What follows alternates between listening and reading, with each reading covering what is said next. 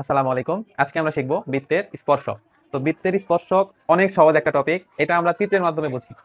তো দুইটা বৃত্ত যদি পাশাপাশি থাকে, বৃত্তের স্পর্শক কয়টা হয়? দুইটা বৃত্ত পাশাপাশি থাকলে উপর দিয়ে একটা স্পর্শক হয়, নিচের দিক দিয়ে একটা স্পর্শক হয়, এই পাশের দিক দিয়ে একটা স্পর্শক, এই পাশের দিক দিয়ে আরেকটা স্পর্শক, অর্থাৎ স্পর্শক হয় চারটি। কয়টি স্পর্শক হয়? চারটি।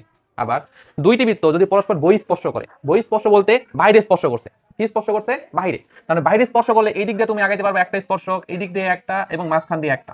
তার মানে এখান থেকে তুমি পাবা স্পর্শক সংখ্যা কয়টি? তিনটি।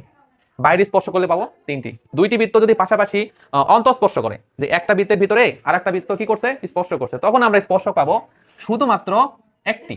কয়টি? একটি। আবার দুইটি বৃত্ত যদি পরস্পরকে ছেদ করে, ছেদ করা বলতে একটা বৃত্তের অংশ আরেক বৃত্ততে ঢুকছে, এই বৃত্তের কিছু অংশ এই বৃত্ততে ঢুকছে, সুতরাং এরা পরস্পরকে ছেদ করছে। ছেদ করলে আমরা স্পর্শক সংখ্যা পাবো একটি, দুইটি। কয়টি? দুইটি। ছেদ করলে দুইটি। এখন একটা বৃত্ত, বৃত্তের উপরে যদি কোনো বিন্দু থাকে, যে বৃত্তের উপরে একটাই বিন্দু আছে, তার মানে স্পর্শক সংখ্যা তোমরা পাবা কয়টি? একটি। এখানে যদি দুইটি বিন্দু থাকে, দুইটি পাবা। বৃত্তের উপরে যদি তিনটি বিন্দু থাকে, স্পর্শক সংখ্যা লিখতে পারবা তিনটি।